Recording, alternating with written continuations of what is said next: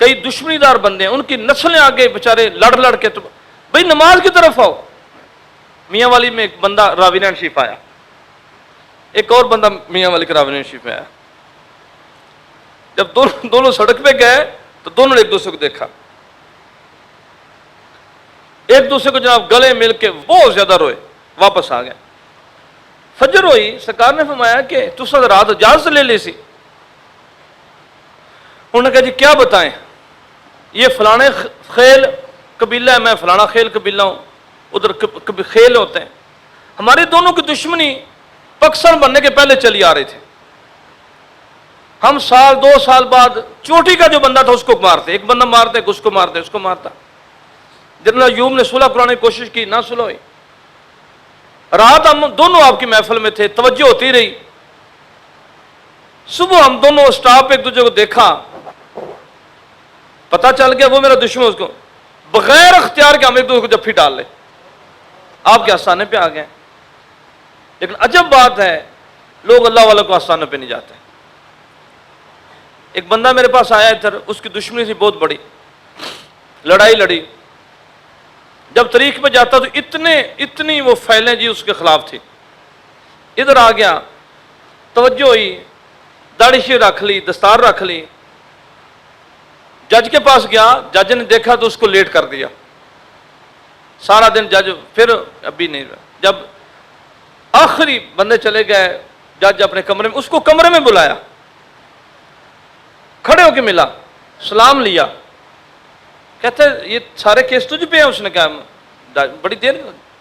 جج نے کہا یہ تو تیرے چہرے پہ نور کیوں آ گیا، یہ تبدیلی کیوں آ گئی ہے، دستار کہاں سے آ گئی؟ اس نے کہا میں مرشد کو گیا ہوں، میں جدا ہو گیا ہوں۔ جج نے کہا اچھا، پھر اب یہ وکیل چھوڑ، فلانا وکیل کر، تیری وکیل کی فیس ہے وہ اس کو دوں گا، تو نے فلانے وکیل کے پاس چلے جانا ہے۔ جج نے اس کا وکیل تبدیل کروایا، فیس جیب سے دی، اس کا کیس ختم کروایا، پھر اس کو کمرے میں بلایا، کہتے میرے لیے دعا کریں۔ اب وہ بچہ مجھے 3-4 سال بعد ملا ہے، میں کہا سنا بھائی کی لات نے، کتنے ہونا ہے؟ آنا بس جی کمہ چ پہ گیا۔ جو اس کے کیس تھے شفیع، اس کو کتنی سزا ہوتی۔ جب اس نے دستار کو عزت ملی، داڑھی کو عزت ملی، اب داڑھی بھی چھوٹی ہو گئی، دستار بھی اتر گئی۔ راویہ شریف ایک بندہ آیا، حضور ڈاکٹروں نے میری بیٹی کو جواب دے دیا ہے، ڈاکٹروں نے جی جگر کا کینسر ہو گیا۔ بندہ روئی جا رہا ہے، سکا پہ مشکل ہاتھ اٹھائے، آپ کی آنکھوں میں آنسو آ گیا۔ میں جی میں بیماری آئی ہوں، میں دور چلی جائے، میں بیٹی تیری پردہ کرے، تو داڑھی رکھ، دستار رکھ۔ سرگودے کا بندہ تھا، بیٹی کو کہا جی پتر پردہ کر، بیٹی نے برقع شروع کر دیا، بندے نے داڑھی رکھ لی، دستار رکھ دی، بچی ٹھیک ہو گئی۔ ٹیسٹ کروایا انہوں نے، ٹھیک ہے، کینسر ہے نہیں ہے، چلو۔ وہ ادھر بچی یونیورسٹی میں پڑھتی تھی، برقعے سے چادر پہ آ گئی، چادر پہ جنوا دوپٹے پہ آ گئی، دوپٹے پہ پھر سر ننگا ہو گیا، سوچا چلتا رہا۔ باپ اس کا سرگودے میں تھا، دستار رابطہ چھوڑ دیا، دستار اتار دی، پھر آسا داڑھی چھوٹی کرائی۔ جس دن اس نے شیو کروائی، اگلے دن پتہ چلا کہ بچی پھر بیمار ہو گئی۔ اب ڈاکٹروں نے کہا کہ اس کا پاکستان میں علاج نہیں ہے، پورے جسم پھیل چکا ہے۔ پھر سرکار کے پاس آئے اسی حالت میں، سرکار میں یہ زبان میں تینوں آکھا ہی تو میری نہیں منی، یہ زبان میں اللہ نو آکھا ہی تو اللہ نے میری مان لی، اب میں اس منہ کی میں اللہ نو آکھا۔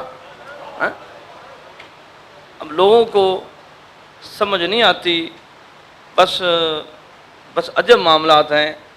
اس لیے کہ مرشد کا فیض بھی ایسا ہی ہوتا ہے، جیسا بندہ مرشد کے مطلب گمان کر لیتا ہے ویسے ہی فیض ملتا ہے۔ کوئی سمجھتا ہے کہ میرا مرشد جو ہے ولیوں کا سردار ہے، اس بندے کو ویسے ہی فیض مل جاتا ہے۔ کوئی کہتا ہے میرا مرشد جٹ جہ بندہ ہے، ان کا بھی جٹ جہ پھیلنے لگ جاتا ہے۔